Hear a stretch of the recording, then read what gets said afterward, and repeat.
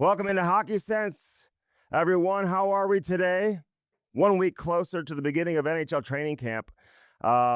This is Hockey Sense, brought to you by First Community. You know our friends over at First Community. Find the branch nearest you and find the loan that works for you. Everybody can, everybody will, because they've got loans for everybody. From back-to-school loans to holiday shopping loans. Yeah, you can save money for your holiday shopping. You can save money for your vacations, if you want to take summer vacations. There's so many different things you could do. Also, that Little Blues program, get your son or daughter signed up in Little Blues and do it today. It's the best program going. If you want to get your son or daughter introduced to the game of ice hockey, no better way to do that than with Little Blues. It's how my kid got started. So many people out there who can say the same. Great instruction. They had their graduation the other day. We'll talk about that with Jamal Mayers when he comes in here later on, because he was down there representing the Blues. I know he was one of the Little Blues coaches. So we'll talk with Jammers. He's joining us later on in the show. Ben Bishop is going to join us, a All-Star goaltender for a long time in the NHL, also the best goaltender to ever come out of St. Louis, and a inductee of the 2025 St. Louis Amateur Hockey Hall of Fame class, which will be officially inducted tomorrow night. I'm looking forward to the event. I do every year. Scotty Rupp and company do an amazing job. I'll be emceeing once again this year. You got a great class with Chris Butler going in, Paul Stastny going in, Ben Bishop going in. All three of these guys played at Chaminade, I want to say at the same time, and they didn't win a mid-stage title. It's always brought up. But, these guys were all young. They all left after, early in their high school careers to go play junior. So they didn't stick around till their senior season. And at that age, a year or two certainly can make a difference. But they had some great players there that came through Chaminade. A lot of people talk about Brady and Matthew Tkachuk coming through Chaminade. Neither of them played high school hockey. Neil Komodowski did, who was a draft pick. Jan Stastny did, who obviously played in the NHL. So many players have come through Chaminade. Now just Smet appears to be the reigning they are the reigning champion in mid-state high school hockey here in St. Louis, but they appear to have the best program going right now after just an incredible run by CBC under John Jost for all those years. Now it's DeSmet's turn, although SLU had a little bit of a run there, St. Louis University High School, so it's great to see them kind of mix it up. But where are the public schools? Come on, public schools. Pick it up. Back when I was in high school playing high school hockey here in St. Louis, all the public schools were good. 3 out of the 4 years when I was in high school, a public school won the state championship. And, and our team was very competitive as well at Parkway North, which we talk about quite often. So I'm looking forward to the conversation with Ben Bishop, who helped him get to the National Hockey League and develop into the goaltender he became, as just a household name, represented USA Hockey. If you remember the game in double overtime, Game 7, of course you do, when Patrick Maroon scored, and the hometown hero game, and that advanced the Blues to the conference final for the first time in years, where they beat San Jose and eventually went on to take on Boston and win the Stanley Cup in 2019. That Game 7. And I'll never forget the handshake line. And Dallas had a 3-2 lead heading back to Dallas for Game 6. And that was an incredible game, too. Remember when Alexander Steen hit Bishop in the mask in the face? His mask goes flying off. And then I think it was Sammy Blais who scored on a breakaway just moments later after that. Just a crazy game. So the Blues smashed Dallas in that Game 6 to force the Game 7. And what a Game 7 that was, obviously. Tyler Bozak and Robert Thomas and Patrick Maroon combining for that game-winning goal in overtime. But I've said several times, and I know even in a losing cause, that may have been the single greatest performance that I had seen by a goaltender. Certainly by a losing goaltender. Now, there's been goaltenders who have won the Conn Smythe Trophy in a losing cause, like, J.S. Jagier with the Anaheim Ducks years ago. But Ben Bishop's performance in that game will go down historically as one of the greatest we've ever seen. I mean, in a closeout game, he gave them every chance possible. And Dallas had chances too, if you remember, Jamie Benn having an opportunity to close it out in overtime and just barely missed. He had a wide open net coming around the net there for like what looked like a wraparound opportunity. But he couldn't get it past Jordan Binnington, who obviously was sensational throughout the course of that playoff too. So I don't know how much we'll get into with Ben Bishop on that, but we will talk about his career coming up. People rave about him being an athlete and what a great athlete he was. Chris Butler, who's going in, he joined us here on Hockey Sense a couple of weeks ago, and he talked about how this guy could have probably gone professional in a couple of different sports and what a great baseball player he was and just a dynamic athlete. So Ben Bishop coming up on this edition of Hockey Sense. Looking forward to that. Frank Nazar signs an extension. Not a whole lot going on in hockey right now. You're going to have the Olympic evaluation camps coming up in really in a matter of days, with Canada and USA later on this month having their evaluation camps. Frank Nazar from the Chicago Blackhawks, who's played only a handful of games in the NHL. I want to say 50-something games, something like that, whatever it is. He's got like 26 points, or maybe that was his total from last season. Nonetheless, he just signs a monster contract extension without a whole lot of experience, playing in the National Hockey League. I remember watching him play with the University of Michigan. When he came in, they had their regional games at the Centene Community Ice Center here in St. Louis. Remember, everyone was complaining about the size of the rink. I thought it was great, though, because you're right on top of it. But he was so good in that game. He and Gavin Brenly, and there's a lot of good players who were playing in that regional here, including Leshunov, the defenseman out of Michigan State, who's also a young, highly regarded future star for the Chicago Blackhawks. It's kind of Nazar, Connor Bedard, and the defenseman out of Michigan State, who was taken second overall a few drafts ago. But a 7-year deal for Frank Nazar, just under $6.6 million per season. And so obviously they're banking on him producing and really developing into a real quality player. And there's no reason to assume that he won't. So he's got 56 games in his NHL career under his belt. I think this is, someone said, the biggest contract ever signed by a player with his level of experience. Like, not a whole lot.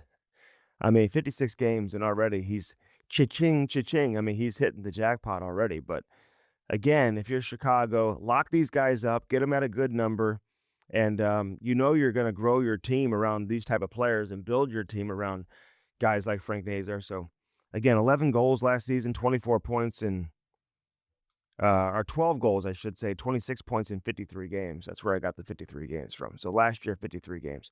He signed out of Michigan the year before and played 3 games to finish out the season. 24 points in 21 American Hockey League games last season too, so more than a point per game there. It's got a lot of speed, a lot of ability. So that's your update on the Chicago Blackhawks.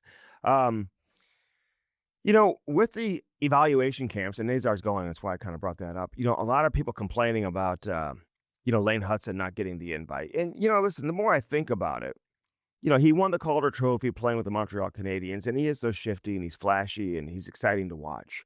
And listen, there was no way he was going to make the team. But should the reigning NHL, Calder Trophy winner, should they be invited to the Olympic orientation camp? And again, there are some other defensemen, Jackson Lacombe and some others, that have been pointed out by a number of people saying, well, if these guys are going, then a guy like Lane Hudson should go too. And listen, I can be completely, fully on board with that. I've got no problem with that. If you're the Calder Trophy winner, you probably should go. I think it's harmless to invite the kid to camp, even if you don't think he can make the team. But again, he wasn't going to make the team. And I want to make that clear. Just a couple of defensemen that I jotted down earlier today. You've got Quinn Hughes. And you have his brother too, if you want to say that he's better, I don't know. But you got Quinn Hughes, you got Charlie McAvoy, you got Zach Werenski, you've got Jake Sanderson, you've got Faber, you've got Slavin. There's a number of guys he's completely blocked out from making the roster. And again, the last thing the USA needs is another power play guy, even though he's so dynamic. And 4 years from now, in the next Olympic run, I would not be shocked to see Lane Hudson on there. So again, people kind of go crazy because he's not invited to the camp, but again, no chance he was going to make a team. I'm not going to sit here and say this is why he was kept off the camp, but I couldn't decide if I was going to share this information or not.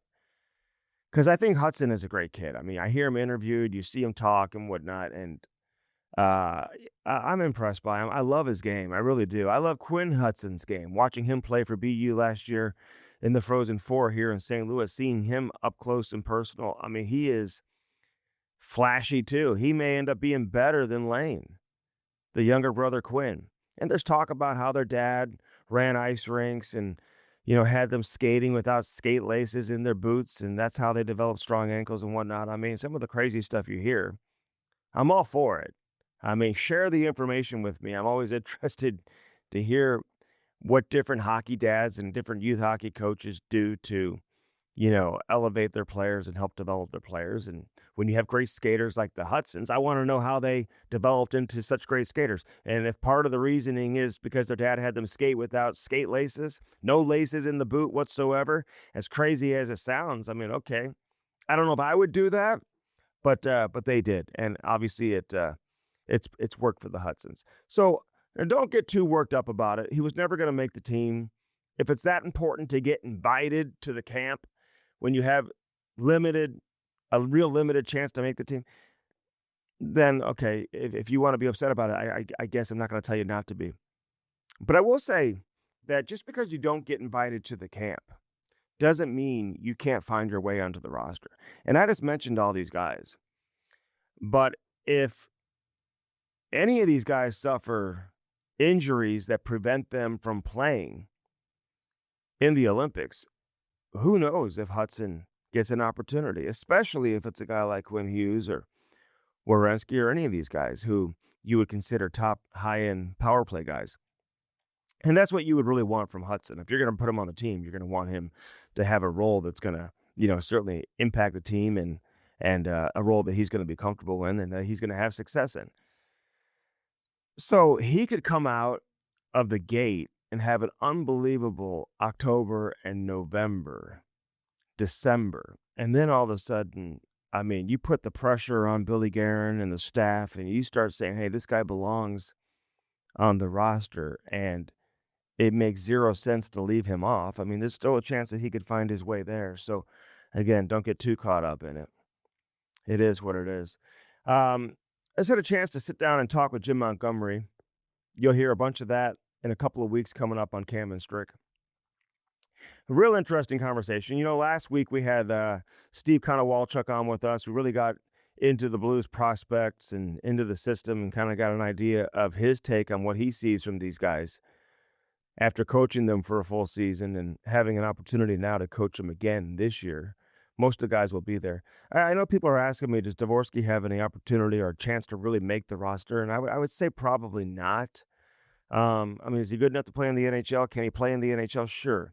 But I don't think they want to bring him up quite yet. And believe me, there is a plan for Dvorsky. And when he gets here, they want him to stick, they want him to stay, and they want him to be a core player for a long time in the NHL with the St. Louis Blues. And why wouldn't he be? There's no reason to, suggest that he won't be. So, check out that interview with Konowalchuk last week if you missed it, if you want to get his take on a number of the Blues prospects. I mean, from Leo Loof on down, Quentin Burns, we got into a number of different guys. That's why I can't wait for training camp. People talk about, there's too many preseason games in training camp and this and that. I love camp because it's really your only opportunity to see some of these guys in person throughout the course of the season, especially the guys that go back to junior. I mean, now an opportunity to see Justin Carboneau play in a preseason game. I would imagine he's going to get a game or two. See him compete in camp with the big dogs and the big boys on the ice. Get an opportunity to see how he looks. And then obviously Dvorsky's going to get even a deeper look. He'll be one of the last cuts, assuming that he comes in shape and does what he's supposed to do. They're not going to send him back right away. He'll be one of the last ones, if not the last one, to go back. And then he's going to play games this year. When they have injuries, this guy's going to get called up. He's going to play games. And I would say at this time next season, I think, is when you can probably fully expect this guy to transition into becoming a full-time NHL player. And, by that time, he'll be 21 years old.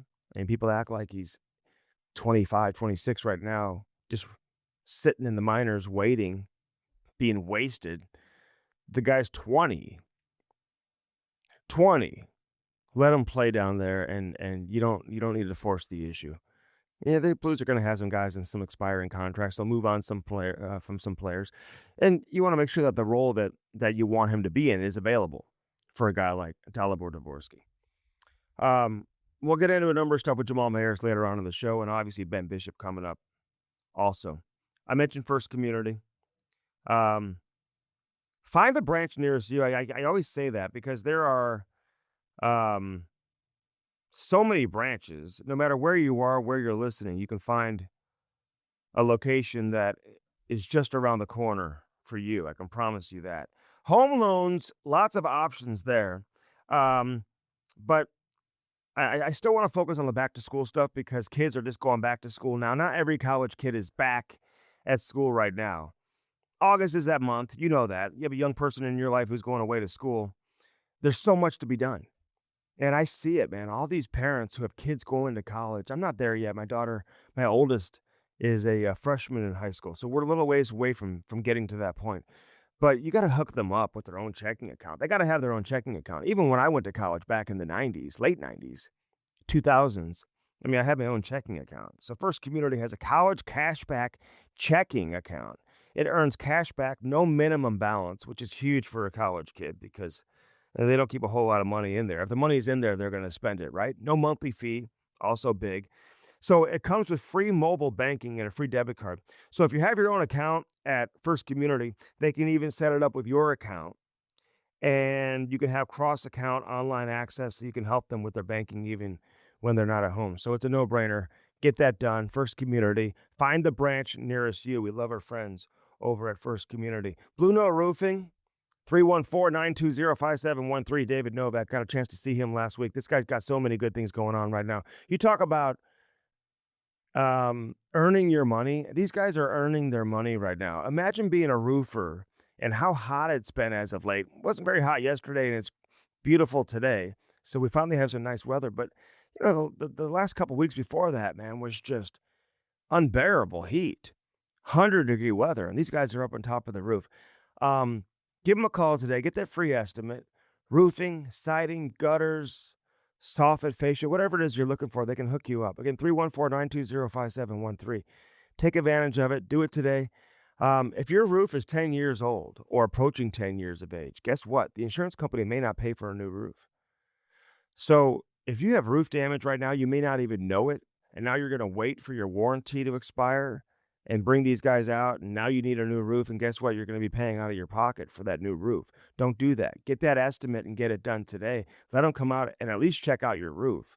And if you need a new roof, do it before that expiration date comes, 314-920-5713.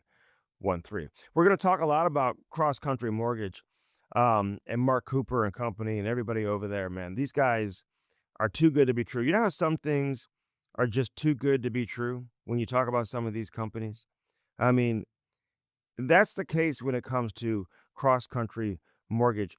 I told you last week that 1 out of every 35 mortgages in the country are closed with Cross Country Mortgage. 1 in every 35 closings. That is absolutely crazy to me. That's an astounding number. They've got dynamic pricing and products set up that set them apart. Home of the 1% down loan with a 2% gift from Cross Country. No strings attached there.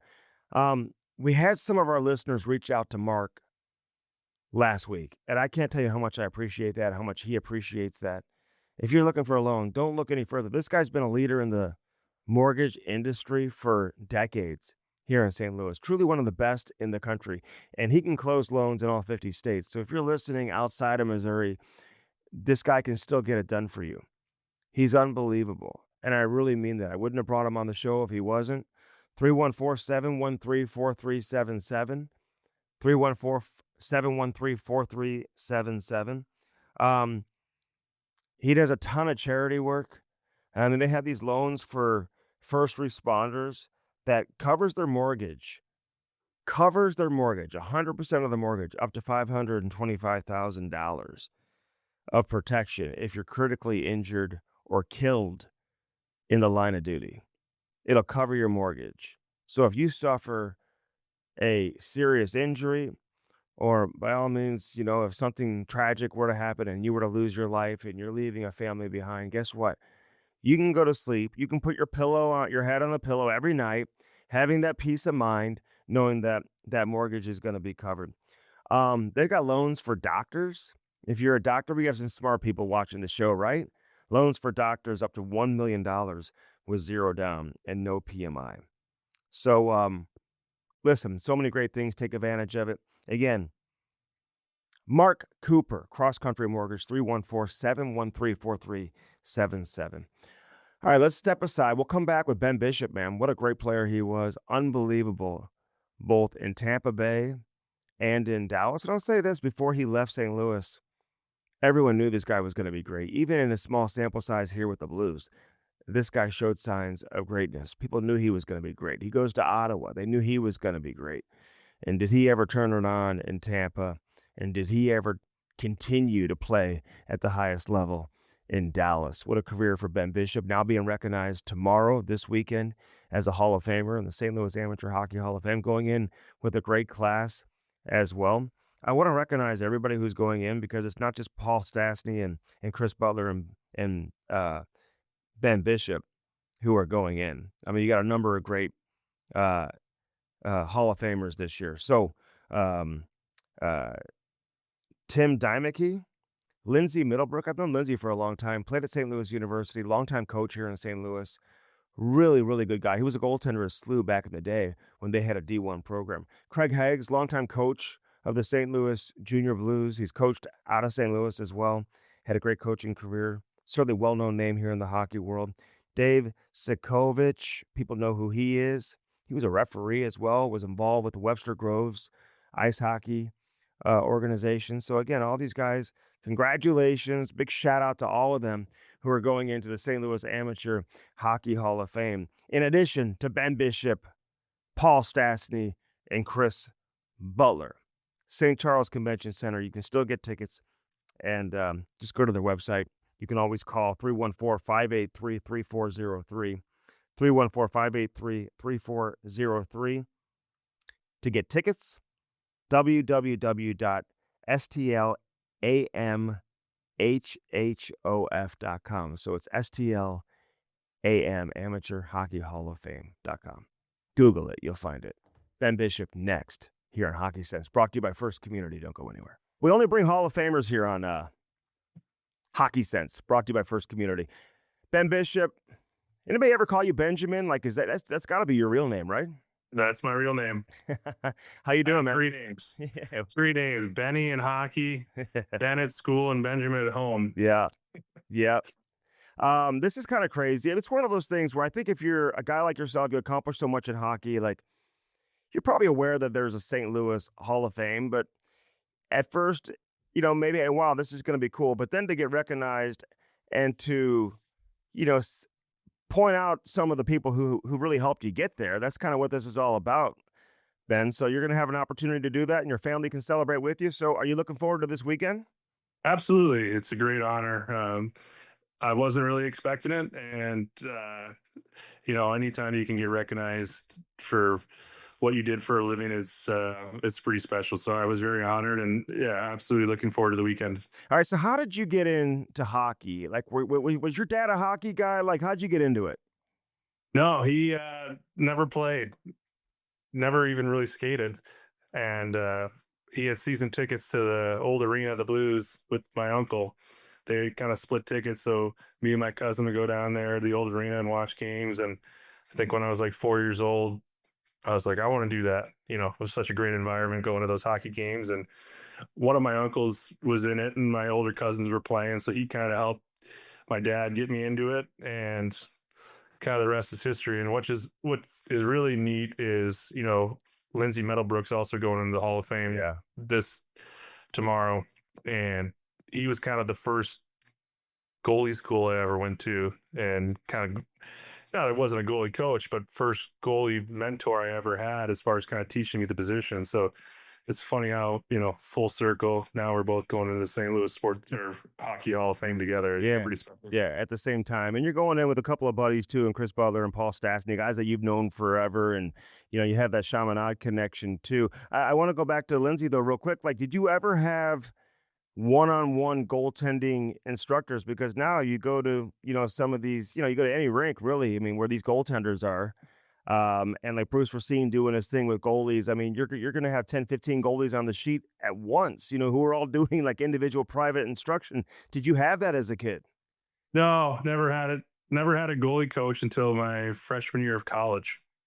That was the first time I had a goalie coach.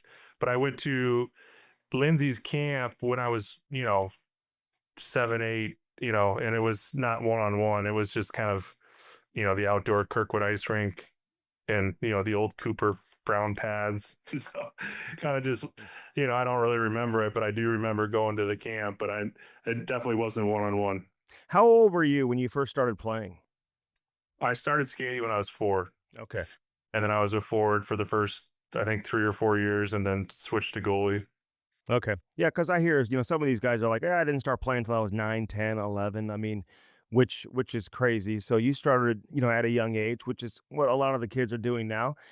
Hockey now, having a kid now going through it for yourself, like, I mean, it's changed a ton, right? Even since when you were playing? Absolutely, it's got a lot more intense. I think back then it was a little more go out there, have fun with your buddies, and you're just playing the local teams. Kirkwood, Webster, Creve Coeur, the Chesterfield came in the mix. So it was very relaxed, and you play hockey in the winter, and then you play all the summer sports in the summer. And I don't think until I don't remember the age until it was STL Elite.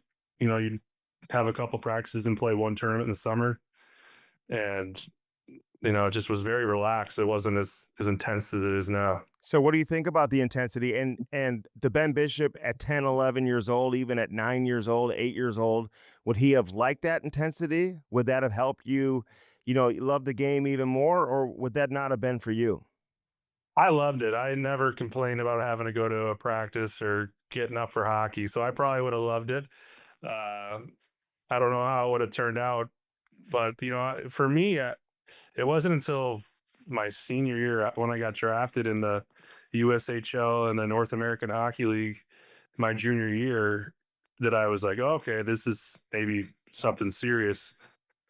You know, I didn't know. I didn't even know I was going to get drafted into those leagues. And, I went to the USHL camp at Tri City. I cut, and then I went down to the Texas Tornado having no idea what was going to happen. And, it kind of all worked out. And then after that year, I got drafted. I was like, okay, well, my senior year of high school, I was like, all right, maybe this could work out. I actually saw you play a game in Texas. I was there coaching and we were in Dallas. We went and saw a Tornado game and got to see you play in the North American League. Were you always tall as a young kid, or did you have a growth spurt later in life? No, I was always the tallest in school. So I think that kind of helped with my coordination. I never went through an awkward phase where I, you know, grew so much one summer. I was just always consistently the tallest kid, which I think kind of helped with not having an awkward stage where I had to get used to my body Why goalie? because I wanted to play the whole game. I didn't like coming off the ice. Oh, there you go. There you go.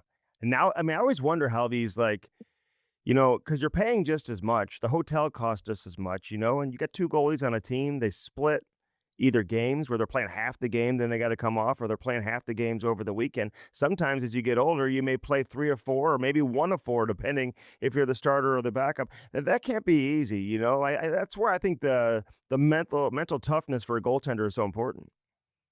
Yeah, that's probably a better question for my father, who was taking me on the trips. He's the one that was financing it all. But for me, it was just fun. We were out there having a great time, whether it was in the hotel, off the ice, or the games themselves. So it was more of just a fun time to be around your buddies than it was thinking about playing games.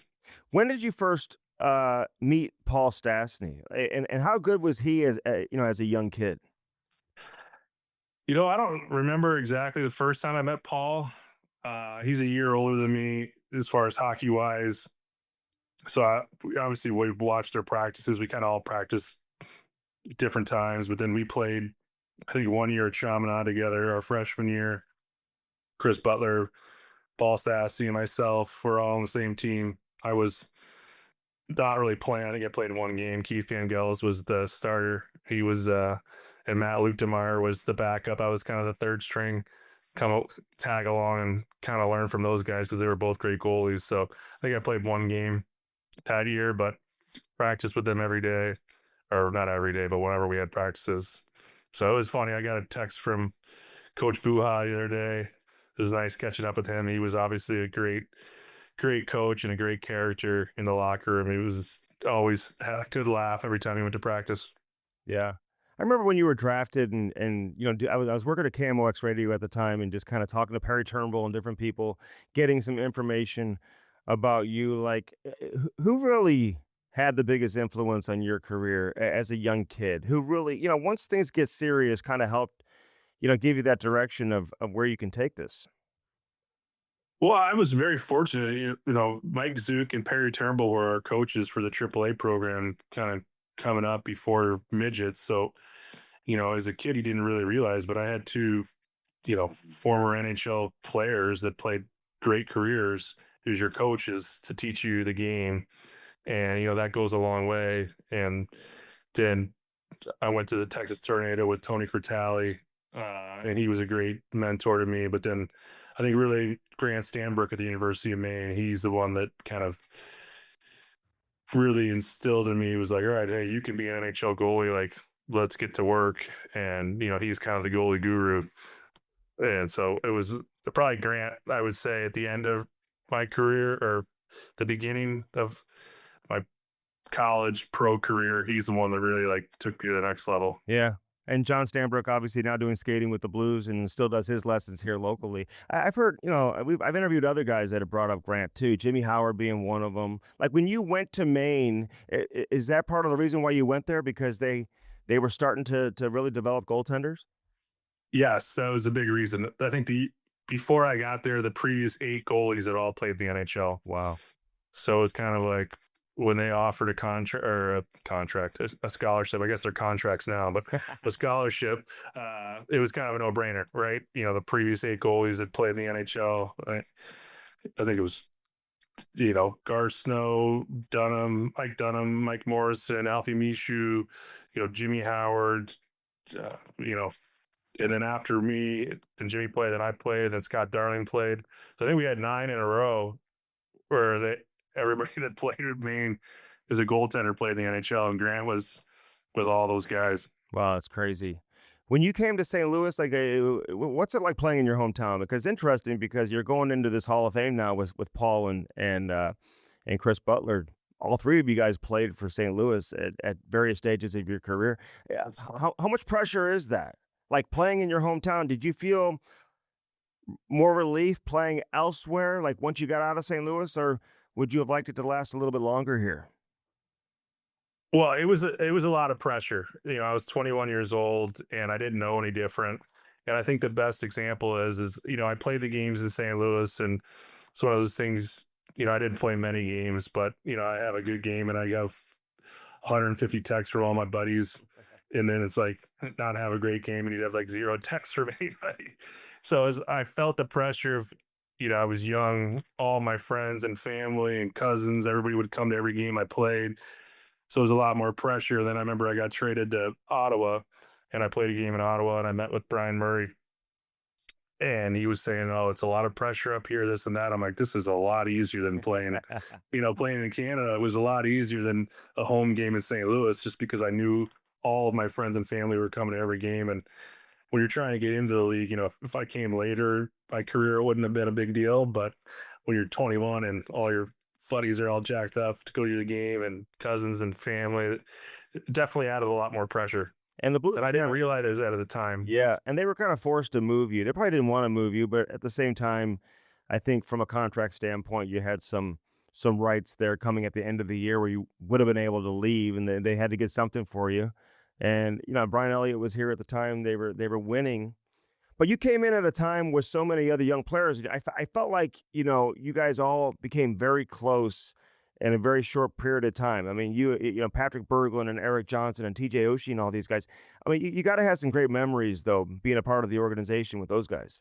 Oh, we had some great summers. I think Oceanberg, he stayed with me first summer for a week or so, and then just the next few summers together, we had a good time. Let's just put it that way. I can only imagine. I can only imagine. When you got to Tampa, though, what was it that, in terms of where you were at as a goaltender, where you just took off? I had a great experience in Ottawa where I had a chance to start, 5, 6 games in a row when I got traded up there and we were in a playoff race. So kind of to get NHL experience on a consistent basis, just not just play every 3, 4 games. I got a chance to kind of almost beat the starter. And then the following year, again, I had stretches where I could kind of be the starter. And then it kind of had to go between, it's a funny career. I was in St. Louis and then, Jake Allen was coming up and he was a stud. So I got traded. And then when I was in Ottawa, Robin Leonard, he was a stud. So then they traded me again. And then in Tampa, Vasilevsky came up. He's a stud. And then, and then in Dallas, Andre comes up and he's obviously a stud. It's funny, all the guys that have kind of taken over for me at some point are all, all-star goalies. So it's Yeah. kind of, I've been fortunate to kind of get trumped by some really good guys. But then when I went to Tampa, I was just ready. I knew what it took. I played in some, like, we were trying to make the playoffs in Ottawa, and we did, so important games. So I really, like, when I got down to Tampa, I wasn't overwhelmed I wasn't nervous. I was ready. I Yeah. guess it's the best way to put it. Yeah, and you were 6'7", you were big, but and there weren't that many big goaltenders at the time. We are starting to see more and more of them. Now everybody's 6'5", 6'4", 6'6", 6'7". I mean, it's crazy how the position has changed. Well, I think, yeah, I think these guys that are 6'4", 6'5", 6'6", they're so athletic. So it's, pick what you want. And I don't think it makes a difference as far as if you're, 5'6" or 6'6", you still got to be able to stop the puck. And I always laugh when people talk about, smaller goalies, the Sorrowses of the Wolves. It's like, oh, shoot high. It's like, well, if you could shoot high and score them, they wouldn't be in the NHL. Like, Right. you got to be, people are like, oh, shoot high on him. Like, go upstairs. I'm like, no, like, obviously he's in the NHL because he can stop the puck. And I think it's more people don't realize it's reading the game and reading the shots is what makes a good goaltender. A good goaltender doesn't just because they're big doesn't mean anything because there's so much more that goes into it. You were top 10 in wins. I mean, several times throughout the course of your career, led the league in save percentage, goals against average. I mean, a Vezina Trophy finalist on more than one occasion, at least twice. Well, what was your best season, you think? Well, I would say the ones where when we went to the finals, I kind of, we had great regular seasons, but I kind of put more into it how you did in the playoffs because that's, I would say, the most fun hockey to play and the most pressure. So anytime we got far in the playoffs, the year we went, fortunately lost to Chicago in the finals, that was a pretty good year. And I just wanted to be consistent. I didn't really stack the years up against each other. I always said, you got to get 30 wins. That was kind of my goal every year. If you get 30 wins, it kind of, if you look at the starting goal, if you get 30 wins, you normally make the playoffs. And that was always the goal, make the playoffs. It was never the individual stats. And then when you get in the playoffs, that's when the fun hockey starts. Did you get hurt? Did you play through an injury the year you guys went to the final? I feel like you were playing at less than Tore 100%. my groin there in the finals. I think it was game like 2. And then played game 3, didn't play game 4. And but it was a good final. I mean, Crawford played amazing. I think we lost most of the games 2-1, 2-0. We just couldn't really score. And Tyler Johnson broke his hand in game 1, and that's when it was Palat, Kucherov, and Johnson. They were dominating the playoffs, just dominating. And then Tyler Johnson broke his hand in game 1, and he played through it. And then kind of the goals dried up a little bit, and we ran. I mean, they were a good team. Obviously, they were a dynasty. Yeah, you played with so many great players there. You mentioned Kucherov. When he first comes in, you knew he was going to be great. Stamkos was there, and And Kucherov, just looking at some of the numbers, I mean, he's going to have a chance to break some of these, franchise records that Stamkos has put up. Like, did you expect him to be this level of a star? I mean, you knew he was great and the way he trains. I hear all the stories, but did you really expect him to turn into this guy?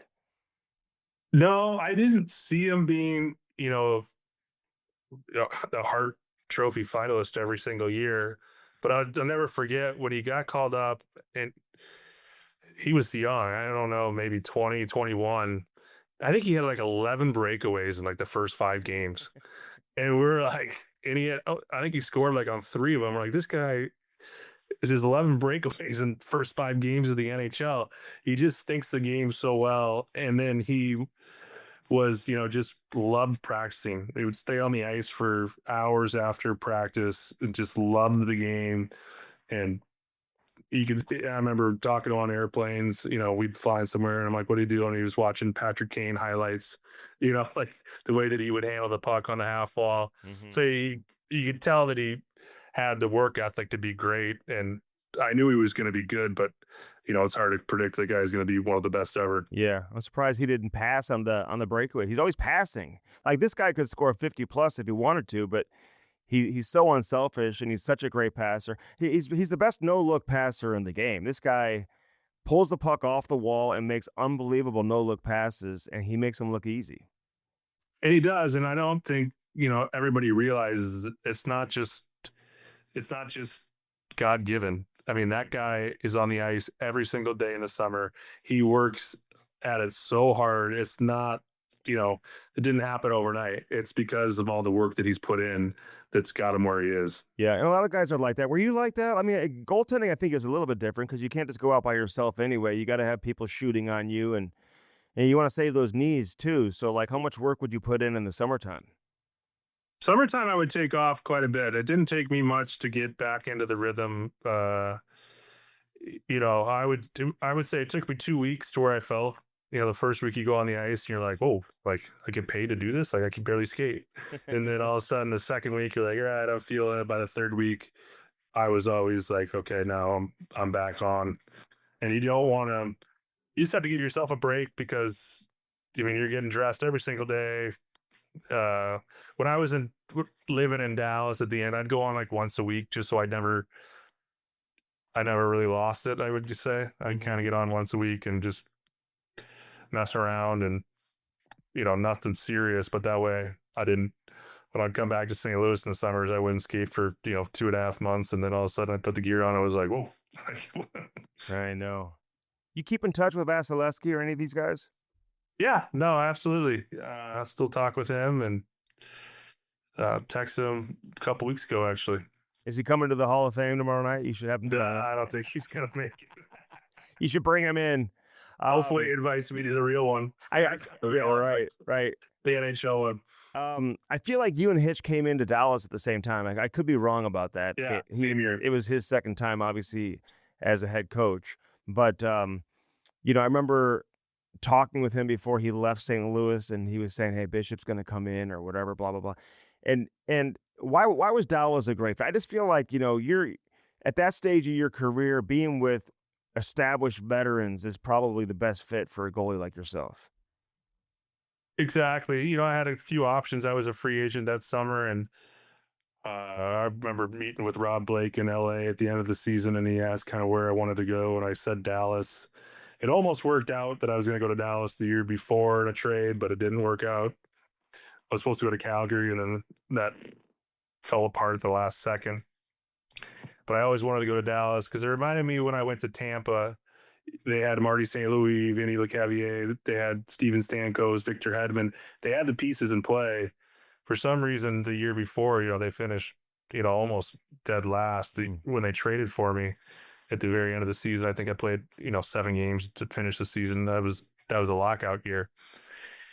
So I saw what Tampa had. We turned it around and we, went to the playoffs every year. So when I was looking that summer, I mean, I saw, Tyler Seguin, Jamie Benn. I saw the pieces that Dallas had. It was like, okay, well, they got some good pieces in play. You don't have to look for a new superstar. I can go, help try to, shore up the back end. and help out that way. But I know I'm going to get some goal support from those guys. So it kind of was an easy decision, and it was obviously not a bad city to live in as well. Yeah, no. Except for the tornadoes, man. You got to watch out for those tornadoes in in Dallas. That's very true. Who knew there's tornadoes in Dallas, but you experienced that. Listen, I hate to even bring it up because the hometown hero game for Pat Maroon, I swear to God, it's one of the best goaltending performances I've ever seen. And you guys didn't win the game, and you had chances to win in that overtime. Can you reflect on that game? Do you hate when I bring it up, or can you truly sit back and appreciate the level of hockey that was played in that game and just how you performed? No, I mean, I can sit back and appreciate it. Obviously, it's not the outcome you wanted, but I always felt, you know, I love playing game sevens, and you want to put on a good performance in a game seven, and you don't want to go the other way. So I've, through my career, had a couple shutouts in game seven. I just felt comfortable in them, and I felt comfortable that game, and I thought,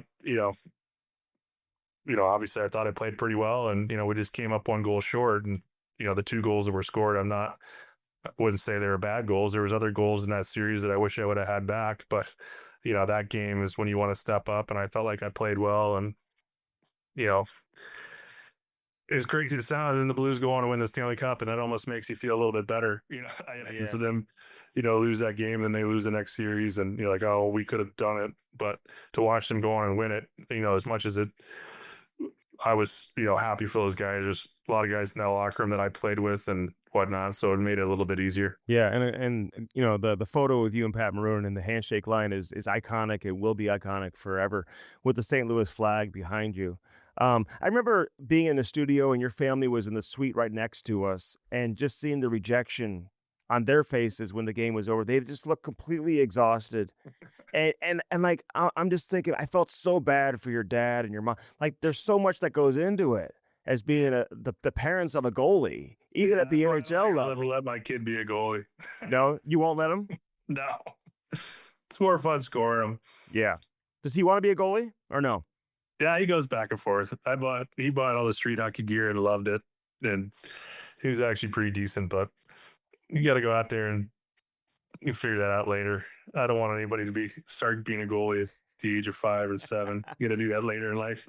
So you really Let's score some goals first. yeah, so you think the best time to be a goalie, like there's no point because I do like my kid's 9 and one of our goalies has been a goalie for like 10 or 11 months. Another goalie's been a goalie for like 4 years. We have other goalies around town with other teams who have been goalies for like 4 years. And they are better than the other goalies. And I always say, well, they're better than the other goalies because you've been doing it for 4 years versus the kids who have been doing it for 6 months or 10 months or whatever. But goalie's the one position I find to change the most, Bish. Like where kids kind of come out of nowhere at, 11, 12, 13, 14 years of age who really weren't on the radar when they were younger. Why do you think that is? Well, I think if you look at the NHL, because some of the best goalies are the best skaters. They're not the fastest skaters, but they have the best edge work. They're able to, skate around the ice. Like they're usually great skaters, and then they're athletic. Mm-hmm. So I find that if you want to be a goalie, you should learn how to skate first, learn like be a good skater, and then when you get on the crease, you know your edges, you know how to like seat cut and stop and push and all that. I've always found that some of the best goalies I've seen are the best skaters, Yeah. and not the fastest skaters, but great edge work, great balance, kind of that type of stuff. All right. It makes sense. Who's the best goalie in the game today? Oh, I think it's I don't ever like to say. I like to kind of tier it. Mm-hmm. I never Yeah. say there's one guy better than the other, but I would say Bobrovsky, Vasilevsky, Hellebuck. Shesterkin, you like him? Yeah, but I was surprised at the year he had, to be honest, Yeah. because I thought he was going to be an absolute stud, and it wasn't his best year. But yeah, he's up there.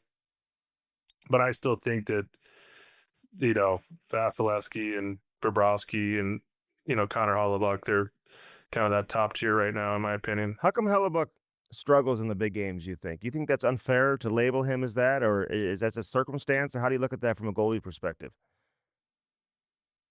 Well, it's a good question. I don't know why he does, because you know the way they play all year, then all of a sudden they go into the playoffs, and it's kind of a crapshoot, and I don't know if that's more of a mental thing or yeah, it's hard because you think you would steal at least a game or two, and just winning his third best. You gotta find a way. When maybe the team isn't playing as well as they did in the regular season, but I don't know why. I would say it's probably more between the years than it is,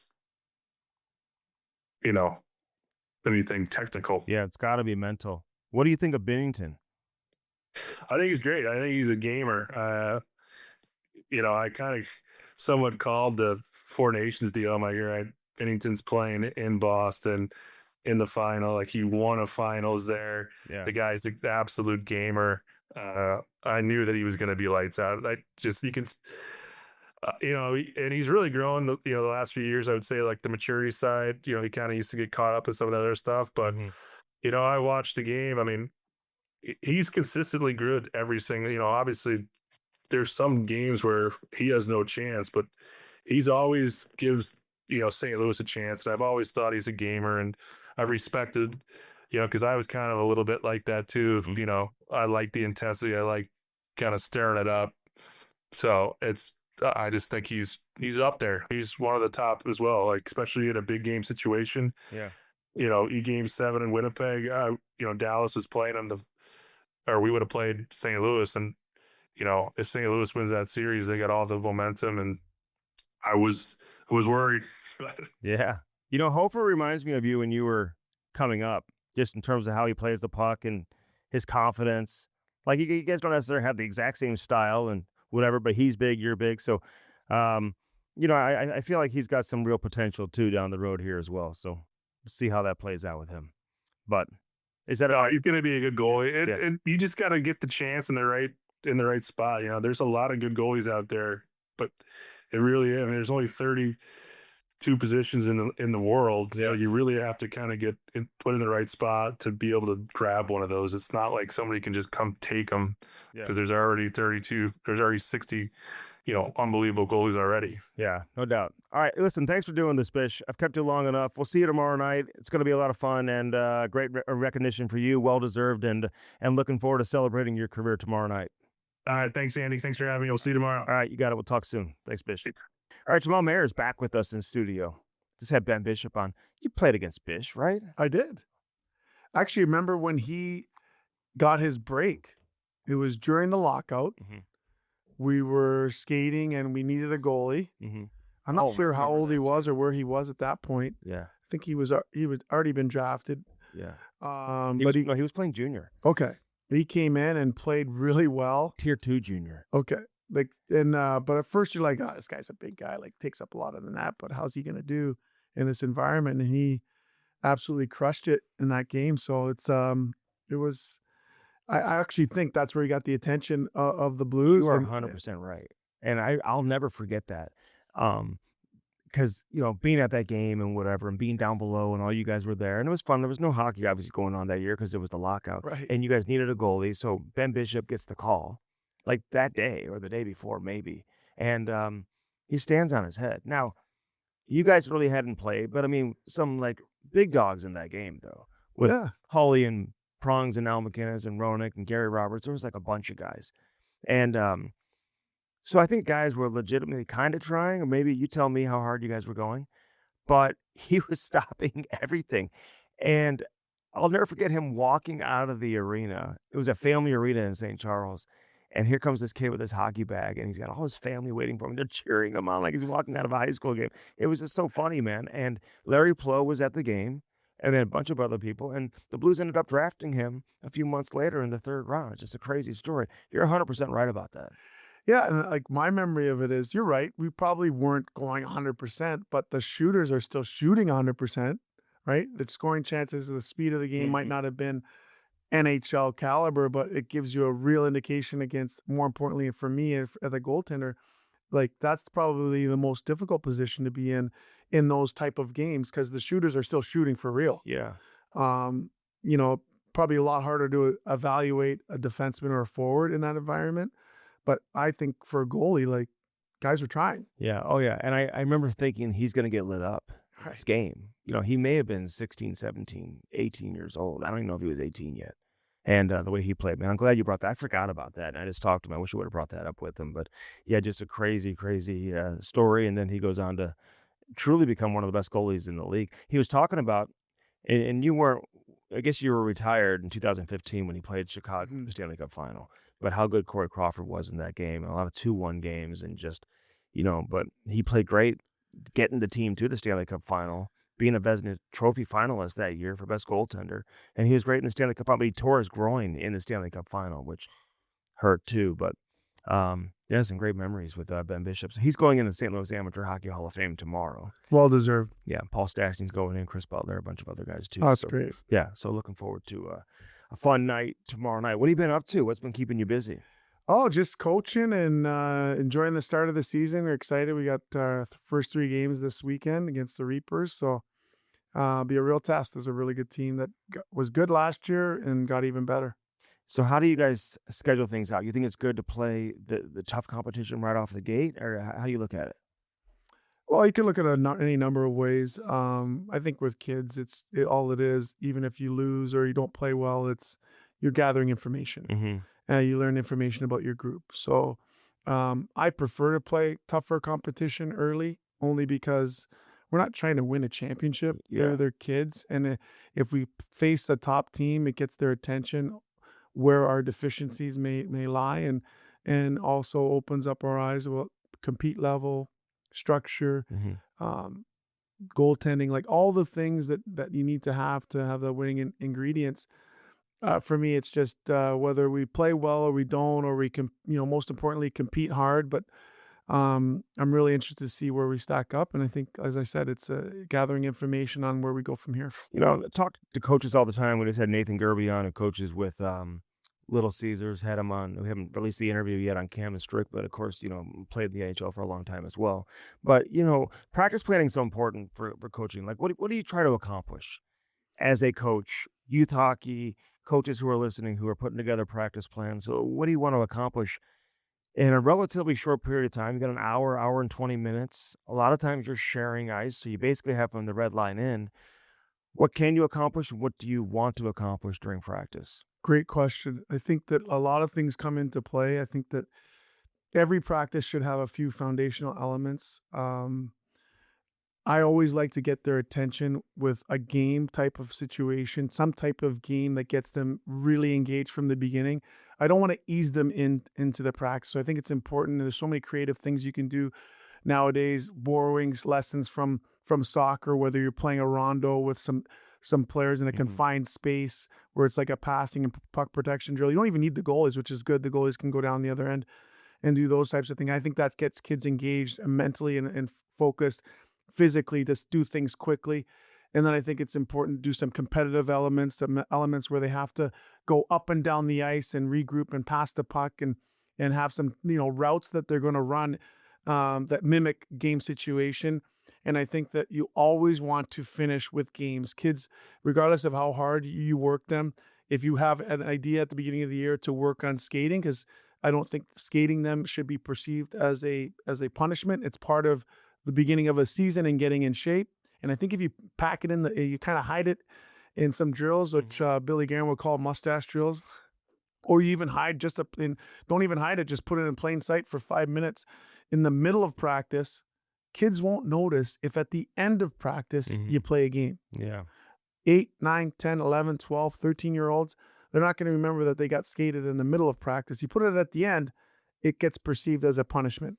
So that would be my suggestion, is to always finish with a game and keep it fun and make sure there's a competitive element where they're understanding that compete level on the puck. It's not about the physicality.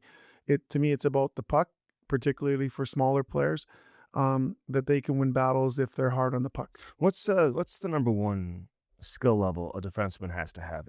Yeah, and I know skating is obviously huge, but passing is obviously important. I remember, I think it was Basil McCray used to always say, if you can't pass, you can't play. So like you got to be able to pass the puck as well. But for a defenseman, young defenseman, if they're trying to master certain skills, I mean, what's most important? Priority number 1 or 2? Well, priority number 1 is obviously their skating ability, their ability to transition, give misinformation with their feet. What a lot of things that I'm seeing with a lot of young defensemen that are very good is they have a tendency of overhandling the puck. And I think that's because they watch clips of Makar and the elite defensemen. I think they should focus on defending and escaping and using their feet, their skating ability to elude forecheckers and people versus using their hands. I think a lot of times it takes away from their ability to get their head up if they're overhandling. And I think that if they handle less and use misinformation with their feet, they'll become better passers because their head will be up for longer to make those passes. So those things kind of go together for me. Head up. Yeah. You got to play with your head up. Mm-hmm. Yeah, if you don't play with your head up, I mean, I don't know how you can play, right? And that has become like a skill. You got to be able to have your head up. And I think that's the toughest thing, I think, for a lot of young players is to play with their head up. It's a great point. I think that I've implemented in my morning skates. I do it 3 times a week. It's a ton of fun. I love working with kids on their skills. And I bring out an easel, like a camera thing, and I have my iPad on there. And there literally is a combination of numbers from 1 to 10 randomly. And I can change it to arrows. I can change it to colors and numbers. Do drills where the defensemen have to do a shoulder check and not just look, because that's what everyone always tells them, take a look. And they don't have to. What I try to teach them is that your brain can take a snapshot of what's there. And we do this fun little exercises where I have them face down and watch Cappy doing his thing. And I'll do a quick look and I'll tell them exactly where the players are in that moment. And I said, they're probably at the blue line by now.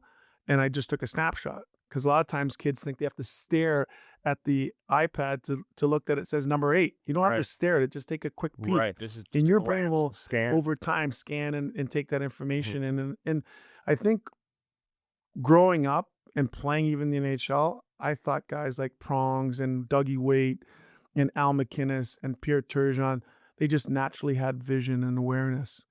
I've learned now that you can learn it. You can work on that skill and give them the ability to use their peripheral vision and get comfortable of feeling the puck come off their stick versus seeing it. Yeah. And I think that over time, you can work on that skill, and it's been fun to watch kids get better in that regard. Yeah, no doubt about that. All right, little NHL news. Frank Nazar, 56 career games, signs a 7-year extension. I think from a Chicago standpoint, if you look at him as a foundational player and you're going to go with this guy, do you have a problem with them locking him up at 56 career games? I think he's got 26 career points, something like that. He gets just under 6.6, somewhere around there per year for the next seven years. It's a great deal if you can sign up and get it, but your thoughts on Chicago handing out that type of money to him? They clearly believe in the player. For me, I think it's a little premature. I think I'd like to see a bigger sample size. I like the bridge deal. I like what it says and the message it sends to a young player. If he pans out, it's going to be a very good contract if they becomes what they think. I understand why he would sign it. 7 years times 5, that's life-changing. That's generational money. If he ends up becoming the player they hope, he's leaving money on the table. So there's a little bit of risk on his end. I think it's more of a risk for the team with such a small sample size. When you're not a good team and you have guys playing where does he slot in? Does he really become a top 6 guy? I don't know the answer to that question as they become better. He should be, but that's a lot of money and he has to be. So I don't like the term for a young player who's played less than 100 games. I understand. I like the bridge deals. I think it gives the player an opportunity to make even more, and it gives them an opportunity to, I would say, if I were the GM, I'd say, go prove it, and then I'm gonna have to overpay. What's the rush? I just think when you're a team like Chicago and you're in a rebuild, which means now you got the defenseman who you took 2nd overall, and you're gonna have some other young high draft picks that are coming in. Everyone's gonna want this, long-term extension coming out of the rookie deal. You know what I mean? So it's like you set that precedent. It's gonna be harder to negotiate away from that. But. It's a great point. I honestly, I don't know what is it, Lubashev or Lashunov. Yeah, I mean he was at Michigan State, I believe, and I saw him play here. And I honestly I don't. Just for me, if you look at the other kids that were taken after him, he has a very limited offensive upside. He didn't play great in the regional games here. Nazar was great for Michigan. Yeah, he was. Yeah. I don't see it. I don't see him having the offensive upside for number 2 Great overall. skater, right? Great skater, but you have to be able to, if you're getting picked number 2 overall, to me, you're Victor you Hedman. can't just be a defender. Yeah, yeah. You have to be an offensive number 1 power play guy, number 1 penalty killer, minute muncher. You have to be all of those things. Franchise player. Yes. Victor Hedman was taken 2nd overall, right? So Not the same player. no, I'm just saying that's what you're looking. That's exactly what you're looking for. You know, for 2nd overall, no doubt about it. And it's like when the Blues took Eric Johnson 1st overall. You know what I mean? Like you left some players on the table, but they thought he was going to be that. I just think with the defenseman, you better be sure. You know, it's just a riskier pick, I think, because it takes a little bit longer for them to develop, and you just don't know exactly what you're going to get. It's going to take some time, you know. So, anyway, we'll see how that plays out. Celebrini, like, how long before we say he's going to be in the Hart Trophy conversation? And I know that sounds crazy because he only played 1 year, but I think he's truly has that ability, and I think he will play his way into that conversation. The question is when. I think it might be premature to suggest he's going to be a Hart Trophy winner. I will say this. I think he's going to be a Selke Trophy winner before he's a Hart Trophy winner. This is a guy who led the league, I believe, or in the top 3 by the end of the season in puck battles won. Tremendous stick awareness defensively. He's never going to be, in my opinion, and this is a compliment to him, not because he doesn't have the offensive ability. I don't think he'll be a 100-point guy. Mm-hmm. I think the fact that he plays the game like a Kopitar, that plays the game the right way, offensively and defensively, he'll be between 65 and 85 points, but he's also going to shut down the other team's top guy. So he's not going to cheat. He's not going to cheat for offense, and I think that he's a guy who's going to be the leader. He's going to probably bridge him, and at 21 he'll become the captain, which in a few years, but says and does all the right thing, very selfless, hardworking, sets the example by his habits every day, and getting a chance to see how he operates and how he talks about his teammates. And yeah, he's a very impressive young person. 15 years from now, 20 years from now, if we compare his career side by side with Taves, will he match with Taves? And I'm not saying team accomplishments, but just in terms of, Taves put up some great numbers too, and he won some individual awards as well. So very similar players, demeanors, the way that they operate, very similar to me. I was lucky to play with Taves at 19 when he was just finished his, I think, 2nd year at North Dakota. We won the Spengler Cup. Started the tournament on our 4th line, was our 2nd line center by the end of it, and wanted to go back to school. And all us NHL guys told him he was crazy. Were you telling him that? Yeah, what are you doing? And then the next year I was telling him, well, you should have went back to school. But because he was giving us a hard time. No, I think they're very similar in their makeup and who they are as people and leaders. And I think it would be a great compliment for him to have a similar career than Jonathan. Not going to be easy. Pretty remarkable what he was able to accomplish at a young age. Lane Hudson not getting invited to Team USA's Olympic orientation camp. And let me just say this, because we just had Jake Gensel on Camster podcast, and he was saying he doesn't even know what they're doing there. It's more for media. Media come in, interview a lot of the big dogs and the guys who are probably going to make the team, even though there are a number of players that are going to be there that won't make the team. But I don't know how hard they're going to go. I mean, it's late August and stuff like that. So it's not a tryout camp.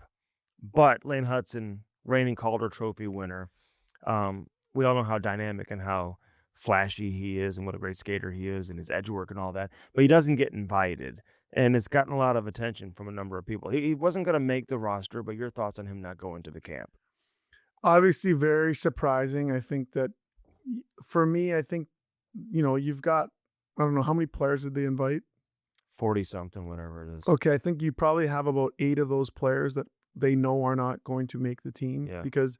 But they want to give them that experience and be around those people because they will likely be in the next round. Or it's an honor, like you deserve to be there, And so, it is surprising. I think that it'll also be motivating. Mm-hmm. And just because he wasn't invited to this camp, if he lights it on fire, to start the season, he could certainly put himself back in the conversation. We were talking about that. Like, he really, who knows? If they have injuries, to guys who play his role and his style. And he has a great first half of the season. I don't know why he wouldn't be part of the conversation. But if you just look at Werenski, you look at McAvoy, you look at Hughes, you look at Sanderson, Faber, Slavin. I mean, he's not making that team as it sits right now. But I don't think everyone you invited to the camp is there because you think they're going to make the team either. So Yeah, and I think, like, listen, Billy Guerin, who's I'm assuming leading that group, Mhm. they know what he can do in his Sure. limitations. Yeah. And I think that if they already have, like, this could be very, very well be the case. If they already have 3 defensemen that fulfill offensive roles, Mhm. they might look at that and say, he's not beating those 3 guys Mhm. in those spots. And he can't really defend like the bottom 6 defensemen that we Yeah. need to fill those spots. So it could be more about a need-based situation. If one of those offensive guys gets hurt, he's likely the first call, right? So, Mhm. but it is surprising. You invite 45 guys. He won the Calder. I mean, I think as a gesture of Yeah. great season, I think you bring him on. Yeah. USA Hockey. That's how good USA Hockey is. The Calder Trophy winner can't pretty even make the crazy. camp now. Back in the day, Sean Podium was making the team. No offense, Sean. I know. SHJON. That's it. I used to say, how come how they spell it that way? He never under. I brought him on the show one time from Japan. He was coaching in Japan. No way. Yes. That's awesome. Greg, one of the nicest people ever. And you played with him obviously Yeah, for how long? How long did A you? few years. Yeah, a few years. Priest Suter, who the Blues just brought on board, and we'll see if he's a second line center, third line center. We'll see how they stack their centers right now with Robert Thomas, and you've got Braden Shen, obviously, and Nick Bukestad, and you still have Sonny who can play center. We'll see what they do with their fourth line center. But in terms of those 3, what should we know about Suter? Do you like him as a player? I mean, he can put up some points, He's a good player. I remember when he first came in the league, very good skater, simple player. There is some offensive upside. I would question whether he's a legit top 6 type of player, Mm-hmm. but I think he can fill a hole. So what I mean by that is, how guys who are typically a bottom 6 but Yeah. have the ability to bump up Sure. for 12 to 18 games Yeah. on a need basis. That's how I He perceive. did that last year at Vancouver, Yeah, I think that's who he is, and there's nothing wrong or negative about that. I just don't think he's a legit top 6 guy that's going to give you 65, 75 points and be a second unit power play type of guy. But he is a very good skater who's going to help the team speed, who can play with good players. But I don't think the production will be there, like, to be this number 2 for an entire season. And to your point, like, not the fastest skater, but a good skater, Yep. and he skates well enough that he can play with Kyrou and Holloway and still, Absolutely. you know what I mean? If he was your second line center and playing with those guys. Dalibor Dvorsky, it's interesting because Nazar, he signs the extension. He's a young player, and here's a guy in Dvorsky who I think the Blues are bringing him along slowly, right? He scores 20-plus goals last year as a teenager in the American League. Not many guys do that. So he's doing what he needs to do. We had Steve Konowalchuk on the show last week, who's the American League coach. I just raved about coaching him for a year and what he brings to the table. But do you have a problem with teams who kind of take their time and bring these young, highly touted prospects along slowly? Well, I think I respect the decision because what I'm assuming they don't want to do is affect his confidence. Mhm. And so for a guy who shoots the puck as well as he does, who's he's going to be an offensive player. If you don't have the space to put him in that role now, then you can't bring him here to not play that role. You don't want a younger player coming in and being on the third line, getting very limited minutes on the power play when he perceives himself as a power play guy. Those days are gone. So I think it's better that he just lights it up. I think when he comes in here, do not be surprised if he goes right to the second line, goes right to playing with really good players, and has given the opportunity to be on the power play and get those opportunities because that's where they see him playing. I think I agree with that strategy. If you don't have a spot for him today and you think there's deficiencies in his game away from the puck, let him continue to mature. As you mentioned, teenager last year in the American League. Rather have him over marinate, overcook, and bring him up feeling offensive, feeling confident, and ready to contribute offensively. You think Robert Thomas finds his way onto Canada's team? I think I do. I think too. the work that he put in this summer, I think it's something that's on his radar. I think there's a chip on his shoulder that he wasn't a part of the Four Nations. I think that he's lucky in the sense that he's got the decision maker watching him on a nightly basis. Not only watching him on a nightly basis, seeing the work that he put in extra every day that I think he's going to put in. And I don't be surprised if he's on the ice extra. If he's, I know that he was training like crazy this summer for that reason. And I think that it's a great carrot to have for him personally. And he had a great season last year. And I think that I think you're going to see him have a chip on his shoulder, and excited for the byproduct of that is the Blues get a fantastic player, even better than he was in the previous year. I think he's going to have a great year. He was so good last year after the Four Nations. There was a 25-game stretch. I don't know if it was from the Four Nations on to the rest of the year, or there was a 25-game where he led the league in scoring. I mean, you do that over 25 games. That's a nice sample size. That's a nice sample size, and that's not a fluke either. No. He's that good. The division, last year it was Winnipeg, right? They won the division, pretty much bringing the same team back, adding Jonathan Toews. We'll see what that looks like. Are they still the best team in the division? Do you see Dallas still competing at a high level? Colorado, St. Louis, how do you see the top three? Yeah, it's going to be interesting. I think the easy thing to say would be that Winnipeg would be there again. I think they're going to struggle a little bit. I don't think that, I love Taser. I just didn't think that Nemesnikov is not number two. I think it's too much to ask to have Taser come in and be the number two. I think he'll be a natural number three. I think they still have a hole there. Lost Ehlers. And, that's another hole as well. So I like their D. Obviously, their goaltender doesn't, hardest working goaltender in the league. He'll tell you. 3-time Vezina winner. Yeah, he'll tell you. But I mean, it's just, to me, you have to show up in the big games. The big games. And so I'm interested to see what Colorado is. I think it's natural to think that Dallas is going to be right where they were and where they will be. Coach too. That'll be interesting. But for me, the two teams that are really interesting to me in the division are the Avs and the Blues. How can they disrupt and kind of make some noise in the division? Yeah.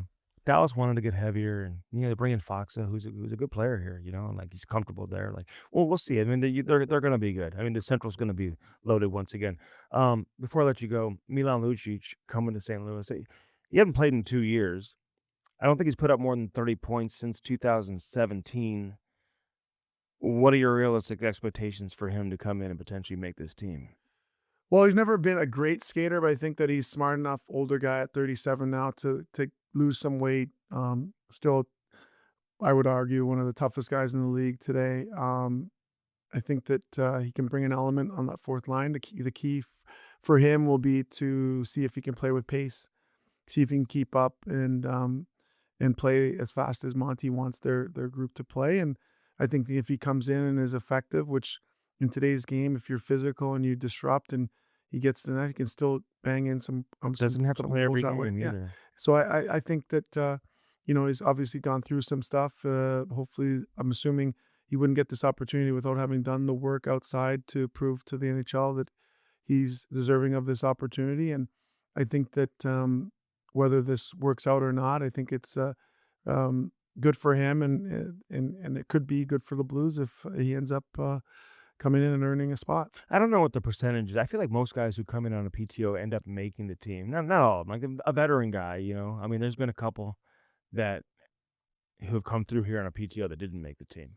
But well, there's seats at a table, right? So like the reality is, if you don't have a contract by August, you're coming in on a PTO. So I'm curious how you view that, though. Like, do you think they're giving him a chance just to give him a second chance because there's a prior relationship with Monty and Lucic in Boston? Or do you feel like in order for Doug Armstrong to do this, he wants to see the player and he thinks maybe this player could potentially find his way onto the team? Yeah, I think any one of those things can happen. But also what Lucic is likely thinking is that there's also he's probably hopeful he gets 3 or 4 games in preseason and he performs well enough that even if it isn't with the Blues, that there's another team that wants to sign him. Showcasing himself for everybody. Yeah. Yeah, not just for the Blues. All right.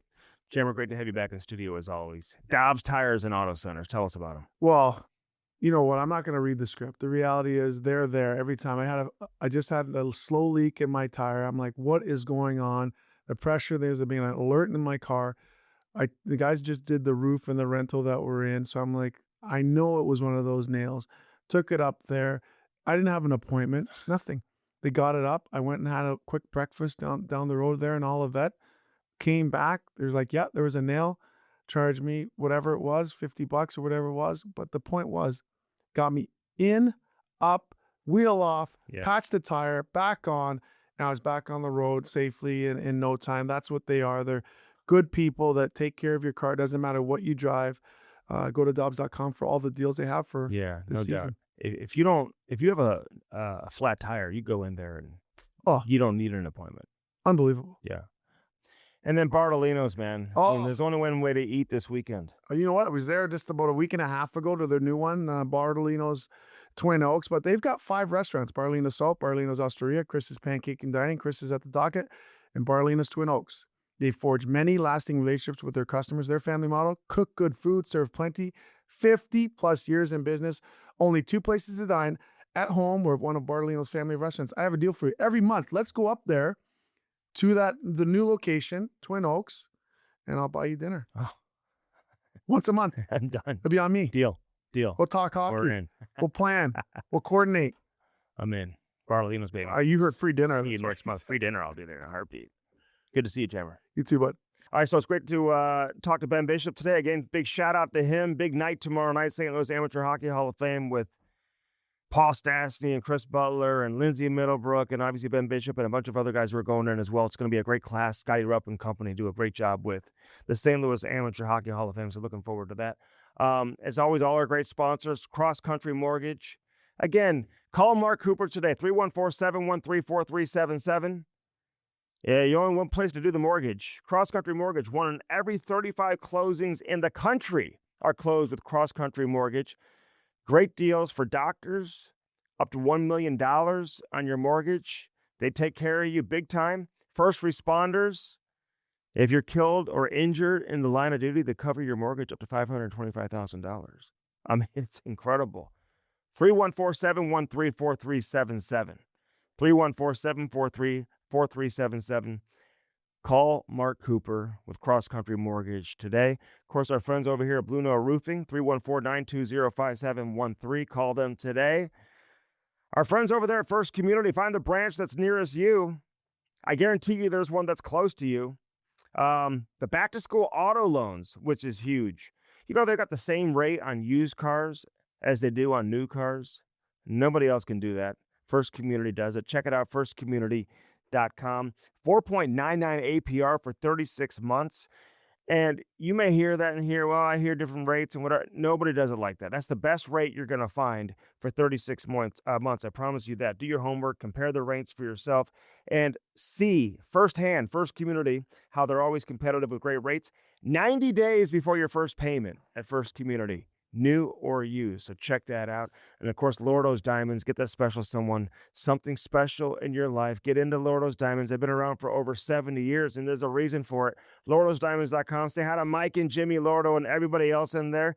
Are you looking to pop the question? Nobody has a better selection of engagement rings than Lordo's Diamonds. Again, right next to Truffles. Can't say, I've been there. Never been there before midnight at Truffles, but I hear it's great before midnight. But I love Truffles. Right next to Truffles, Lordo's Diamonds in the heart of Ladue, 314-432-8008, LordosDiamonds.com. All right, this has been Hockey Sense brought to you by First Community all year long.